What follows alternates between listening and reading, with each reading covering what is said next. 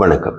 ஆளும் கட்சியான திமுக தலைமை தமிழ்நாட்டில் அனைத்து தொகுதிகளிலும் ஒரே வாரத்தில் சர்வே மேல் சர்வேயாக எடுத்து தள்ளி கொண்டிருக்கிறது.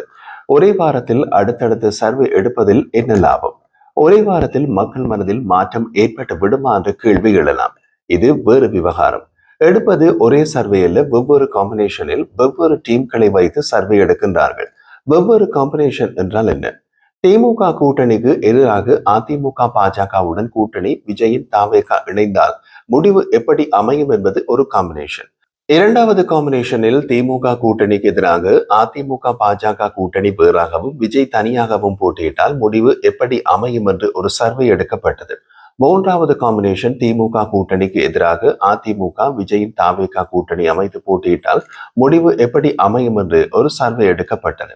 இவற்றில் கிடைத்த முடிவுகளை ஒப்பிட்டு பார்த்து காட்சிகள் எப்படி மாறினால் திமுகவுக்கு சாதகம் என்று கணித்துள்ளார்கள். எமக்கு கிடைத்த தகவலில் இருந்து தெரிய வந்துள்ள விஷயம், அதிமுக பாஜகவுடன் கூட்டணியில் விஜயின் தாவேகா இணைந்தால் முடிவு திமுகவுக்கு சாதகமாக இருக்கும் என்று ரிசல்ட் வந்துள்ளது. மாறாக திமுக கூட்டணிக்கு எதிராக அதிமுகவின் விஜய் தாவேகா கூட்டணி அமைத்து போட்டியிட்டால் போட்டி கடுமையாக நெக் அண்ட் நெக் போட்டியாக இருக்கும். அது அதிமுகவுக்கு பாதகமாகவும் முடியலாம். திமுக கூட்டணிக்கு எதிராக அதிமுக பாஜக கூட்டணி வேறாகவும் விஜய் வேறாகவும் போட்டியிட்டால், அதாவது மும்முனை போட்டி, முடிவு திமுகவுக்கு சாதகமாக இருக்கும் என்று ரிசல்ட் வந்துள்ளது.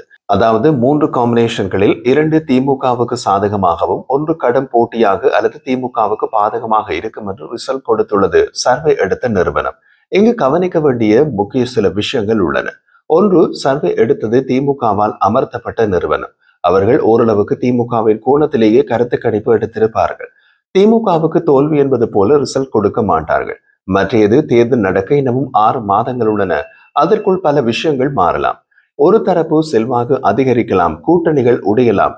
இந்த சர்வேகளில் இருந்து சில விஷயங்களை மட்டுமே புரிந்து கொள்ள முடியும். முதலாவது, கருத்து கணிப்புக்காக அனுப்பப்பட்டவர்கள் விஜயின் தாவேகாவும் பாஜகவும் ஒரே கூட்டணியில் இருப்பதை விரும்பவில்லை. அது திமுகவுக்கு சாதகமாகின்றது. இரண்டாவது, திமுக கூட்டணிக்கு எதிராக அதிமுக பாஜக கூட்டணி வேறாகவும் விஜய் வேறாகவும் மும்முனை போட்டி ஏற்பட்டால் திமுகவுக்கு எதிரான ஓட்டுகள் பிரிகின்றன. அதுவும் திமுகவுக்கு சாதகம். மூன்றாவது, திமுக கூட்டணிக்கு எதிராக அதிமுக தாவேகா இணைந்து போட்டியிட்டால் திமுகவுக்கு எதிரான ஓட்டுகள் ஒரே இடத்தில் போய் விழுவது போட்டியை கடுமையாக்கிவிடும். அது திமுகவுக்கு பாதகமானது. நான்காவதாக ஒரு பாசிபிலிட்டியும் உள்ளது. ஆனால் அதற்கு திமுக தரப்பில் சர்வே எடுக்கப்படவில்லை. அது விஜயின் தாவேகா மற்றும் காங்கிரஸ் கூட்டணி அமைவது. அப்படி நடந்தால் திமுக கூட்டணி காங்கிரஸ் வாக்குகளை இழக்கும். அது முடிவில் மாற்றத்தை ஏற்படுத்திவிடும். இது திமுக சார்பில் தனியார் நிறுவனம் ஒன்றினால் எடுக்கப்பட்ட காம்பினேஷன் சர்வே. மாநில உளவுத்துறை மற்றொரு உளவு அறிக்கையை தயாரித்து கொடுத்திருக்கிறது. அது திமுகவுக்கு கவலையை ஏற்படுத்தி உள்ளது. அந்த விவகாரம் என்னவென்றால், இளைஞர் தலைமுறை மற்றும் புதிய வாக்காளர்கள் ஏற்கனவே ஆட்சி செய்ய இரு கட்சிகளையும் விட புதிதாக ஒரு கட்சிக்கு பெரும்பாலும் வாக்களிப்பார்கள். அப்படியானால் 2 சாய்ஸ்களே உள்ளன. ஒன்று விஜயின் தாவேகா, மற்றது சீமானின் நாம் தமிழர் கட்சி. திமுகவுக்கு இந்த ஆபத்து எப்போது ஏற்படும் என்றால் மும்முனை போட்டியின் போது ஏற்படும். அதாவது திமுக கூட்டணிக்கு அதிமுக பாஜகவின் விஜயின் சொந்த கூட்டணி என்று போட்டியிட்டால் அது திமுகவுக்கு ஆபத்து, அதிமுகவுக்கும் ஆபத்து. விஜயின் சொந்த கூட்டணிக்கு சாதகம். சீமானின் நாம் தமிழர் கட்சி வளமையான வாக்கு வங்கியை விட அதிக சதவீதத்திற்கு வாக்குகளை பெறும். அதற்கு அடுத்து பேராபத்து திமுகவுக்கு எப்போது ஏற்படும் என்றால், திமுக கூட்டணியில் இருந்து சில கட்சிகள் விஜயின் சொந்த கூட்டணிக்கு போனால் அது திமுகவுக்கு பேராபத்தாக முடியும். திமுக கூட்டணியில் இருந்து காங்கிரஸ் போகலாம், கம்யூனிஸ்ட்கள் போகலாம். இரண்டுக்குமே ஆரம்ப அறிகுறிகள் உள்ளன. உதாரணமாக காங்கிரஸ் கட்சியை பாருங்கள். தமிழக காங்கிரஸ் போட்டியிட 125 சட்டசபை தொகுதிகளை அடையாளம் காண அந்த கட்சியின் முன்னணி நிர்வாகிகளுடன் மேலிட பொறுப்பாளர் கிரிஷ் ஷோடாங்கர் ஆலோசித்துள்ள தகவல் உள்ளது. காங்கிரசுக்கு எந்த கூட்டணியிலும் 125 சீட் கொடுக்க போவதில்லை என்பது வேறு விஷயம். கடந்த தேர்தலில் திமுக 25 சீட் கொடுத்தது. ஆனால் அவர்கள் பெரிதாக எதையோ பார்க்கின்றார்கள், அல்லது கொடுக்க முடியாத எண்ணிக்கையில் கேட்டுவிட்டு கூட்டணியில் இருந்து கலந்து போக பார்க்கிறார்கள். நாம் காங்கிரஸில் சிலருடன் பேசியதில் அவர்கள் 50 சீட்களை எதிர்பார்க்கின்றார்கள். 40 சீட்களுக்கு ஓகே சொல்வார்கள். அதற்கு கீழே என்றால் நோ. திமுகவில் சிலருடன் பேசினோம். அவர்கள் அதில் 25இல் நிற்கின்றார்கள். அதிகபட்சம் ஓரிரு சீட்கள் கொடுக்கப்படலாம். 30-40க்கெல்லாம் சான்ஸே இல்லை. ஆனால் காங்கிரஸ் 125 தொகுதிகளை அடையாளம் காண்கின்றது. சென்னை சத்தியமூர்த்தி பவனில் நேற்று சட்டசபை தேர்தல் தொடர்பான ஆலோசனை கூட்டம் நடந்தது.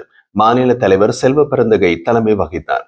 மேலிட பொறுப்பாளர்கள் கிரிஷ் ஷோடாங்கர், சூரஜ் ஹெக்டே மற்றும் மாநில நிர்வாகிகள் பங்கேற்றனர். அதில் தான் வரும் சட்டசபை தேர்தலில் போட்டியிட 125 தொகுதிகளை அடையாளம் காண காங்கிரஸ் முடிவு செய்துள்ளது. அவை எந்தெந்த தொகுதிகள், அதில் வெற்றி பெற என்ன செய்ய வேண்டும், யார் யாருக்கு எந்தெந்த தொகுதிகளில் வெற்றி வாய்ப்பு உள்ளது என்று ஒரு லிஸ்ட் தயாராகிறது.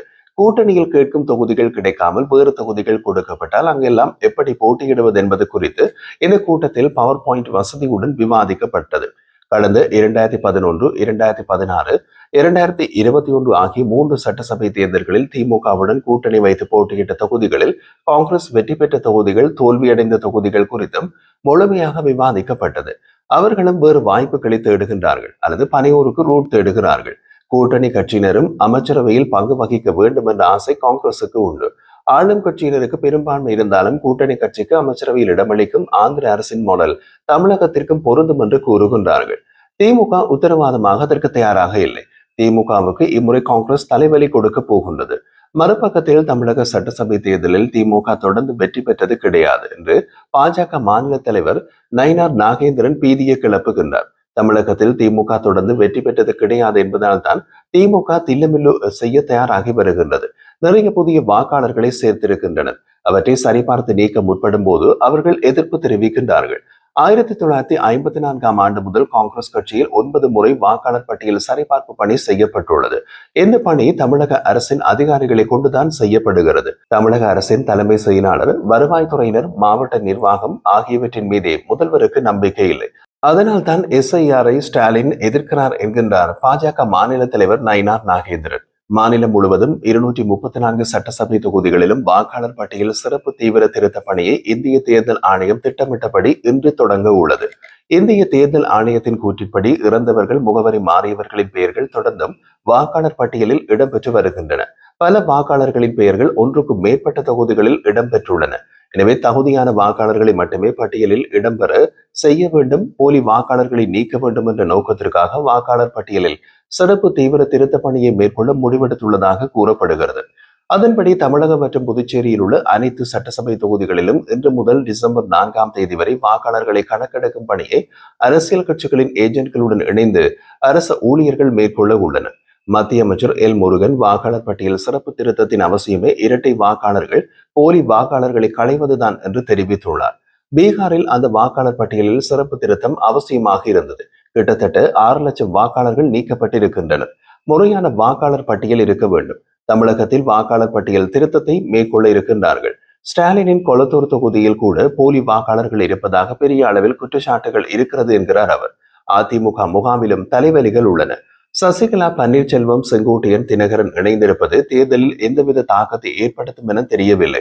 ஆனால் அதிமுகவில் இருந்து ஒருவருக்காக பிரிந்து செல்வது அதிமுகவுக்கு பாதிப்பை ஏற்படுத்தும். சசிகலா, தினகரன், பன்னீர்செல்வம் ஆகியோரை சந்தித்ததால் முன்னாள் அமைச்சர் செங்கோட்டையனை அதிமுகவில் இருந்து அந்த கட்சியின் பொதுச் செயலாளர் பழனிசாமி நீக்கினார். அடுத்த கட்ட நடவடிக்கைகள் குறித்தும் தன்னை நீக்கியதற்கு எதிராக வழக்கு தொடர்பது குறித்தும் செங்கோட்டையன் ஆலோசித்து வருகின்றார். வெளியேற்றப்பட்டவர் கட்சியின் உள் விவகாரங்கள் பற்றியும் வெளியே எடுத்து விடுகிறார். அவர் என்ன சொல்கிறார்? குடும்ப அரசியல் என்பது திமுகவில் மட்டுமில்லை, அதிமுகவிலும் இருக்கிறது. பழனிசாமியின் மகன், மைத்துனர், மாப்பிள்ளை ஆகியோர் அரசியலில் தலையெடுத்து வருகின்றனர். இதை பழனிசாமியும் முழு மனதோடு ஆதரித்து வருகிறார். அதிமுகவில் அவர்களின் ஆதிக்கம் உள்ளது. இதை கட்சியில் இருக்கும் நிறைய பேர் அறிந்துள்ளனர். அவர்கள் எல்லாம் பழனிசாமி மீதும் குடும்பத்தினர் மீதும் கடுமையான வருத்தத்தில் உள்ளனர் என்கின்றார் செங்கோட்டையன்.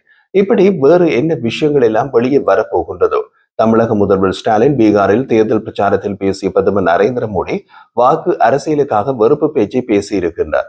அவர் பீகாரில் பேசியதை தமிழகத்தில் வந்து பேசுவாரா என்று முதல்வர் மு.க.ஸ்டாலின் கேள்வி எழுப்பி இருக்கின்றார். மேலும் வாக்காளர் சிறப்பு தீவிர திருத்தத்தில் பாஜகவுக்கு பயந்து போயிருக்கின்றார் எதிர்க்கட்சி தலைவர் எடப்பாடி பழனிசாமி என்றும் கூறியிருக்கிறார். பாஜக எப்படிப்பட்ட சதி செயலை செய்தாலும் தமிழகத்தில் அவர்களால் எதுவும் செய்ய முடியாது என்றார் தமிழக முதல்வர் மு.க.ஸ்டாலின்.